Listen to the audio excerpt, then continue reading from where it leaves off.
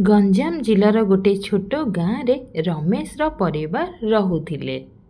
परिवार भितरे रमेशर माँ एवं रमेशर स्त्री रहुथिले। परिवारटी बाहरकू जेतिकी शांत देखा जाउथिला भितरे ताठू अधिक अशांत रहुथिला। बोहूटी घर को पाद देवा दिन ठारू सासू ता उपरे संतुष्ट नथिले। से सबुबले बोहूटी उपरे रागुथिले। बोहूटी जहा रोषेई करिब सासू सबुबले ताकू गाली करुथिले। कहुथिले तू किछि कामर नाहु, तू मो घरर मर्यादा नष्ट करुछु।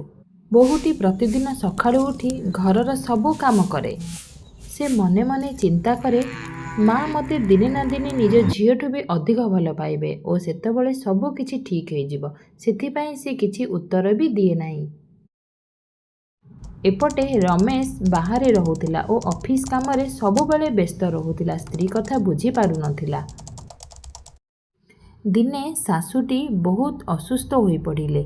से बिछणारू उठी पारिले नाही कि चलाबुला मध्य करि पारिले नाही। घरे अन्य केही नथिबारु बोहूटी सासुंकु नै डाक्टरंक पाखकु गला। डॉक्टर देह देखि औषध देले। बोहूटी सासुंक पाखरे पूरा राति सारा जगी बसिला और सासुंकु समय अनुसारे ठीक समय रे मेडिसिन देला खाइबाकू और मुंडरे पानी पट्टी देई सासुंक पाखरे बसी सासुंकर पूरा सेवा सिए बोहूटी कला। सासुर मन पसंद खाइबाकू बोहूटी रोषेई करि देउथाई। बोहूटी सासुर पाद हाथ गोड़ सबू मसाज करि थाई। धीरे धीरे सासु सुस्थ हेबाकू लागिले। सासुंकर मन धीरे धीरे परिवर्तन हेबाकू लागी। बोहूकू डाकी सासु कहिले मु तो पति केते अन्याय करिछि, मते क्षमा करि दे माँ।